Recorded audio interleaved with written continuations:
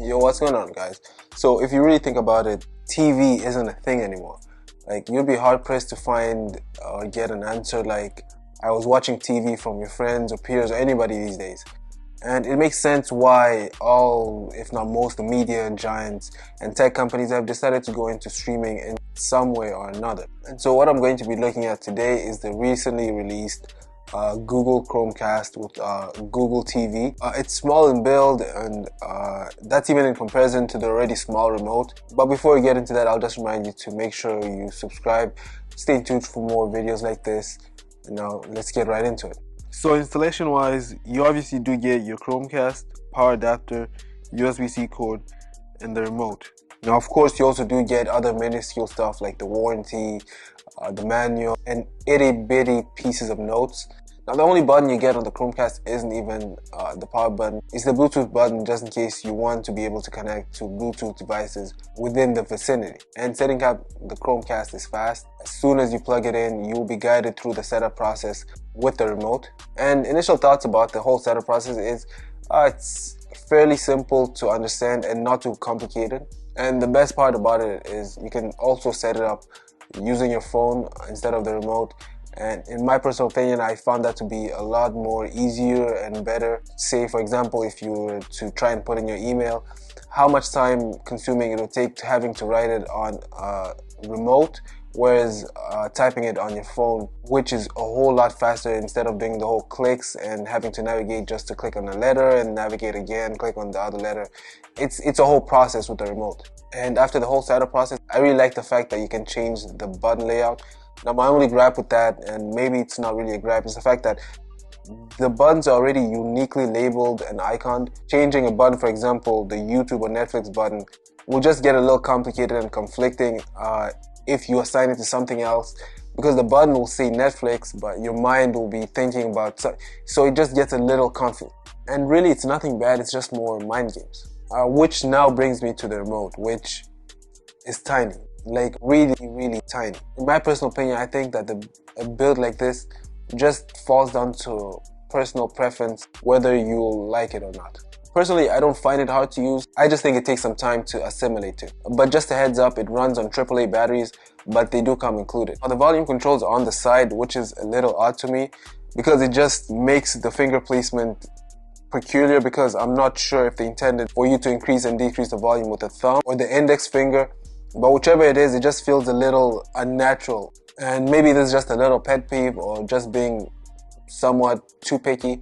The navigation keys is just a big circle, and obviously left and right remains universal. So you don't need an actual arrow to tell you which way is left and which way is right.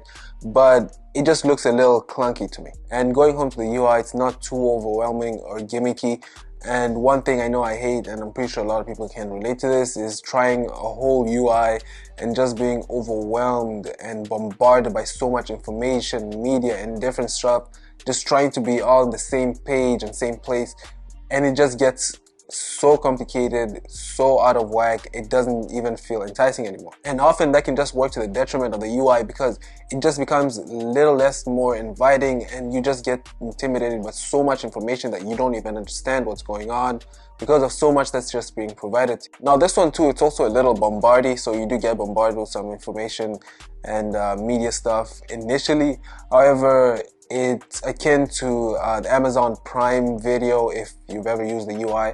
So it does take some time getting used to, but not exorbitantly too much time. So initially you're presented with all your shows and movies, and even up until your personal library. But one of the new features I really like is the addition of the Google Assistant, which just makes it easier to be able to navigate through the UI without having to rely on the UI. Of course, this doesn't mean that you're completely free and it somehow negates your need for the UI. You're still gonna have to use the UI at some point, but it just makes it a whole lot easier to be able to pick up the remote and find whichever show, library, or app you might be looking for. And so basically on the remote, there's a designated Google Assistant button.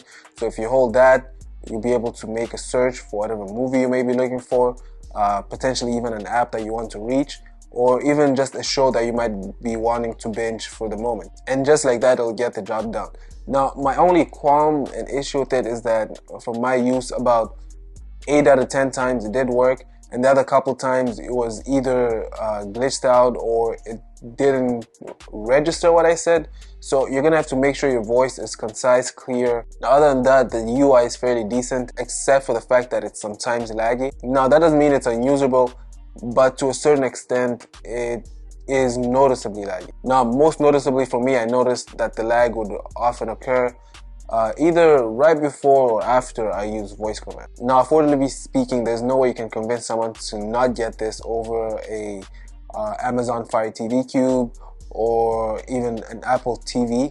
Not saying it's better, but from an affordable standpoint, you can understand the thinking here. Now, the software is not perfect. It has its own hiccups, but there's still a wide array of streaming subscription apps you can choose from, and there's still a whole bunch of tools and apps that you can still use. Now, I'm gonna argue this is as good as TV can get, as in it's better than TV. And regardless of what TV you might have, just to keep everything simple and to mitigate the having to use multiple remotes just to be able to increase or decrease the volume, the Chrome does have a software coding capability where it can connect to almost any TV, and from there you can control some aspects of the TV, but most notably you can control something as basic as the volume controls, which will just make it easier on you instead of having to switch between different remotes just to do basic commands and reducing volume. I'd find it hard not to be able to recommend something like this to you if you asked me, because how can I not? If your bottom line is a streaming device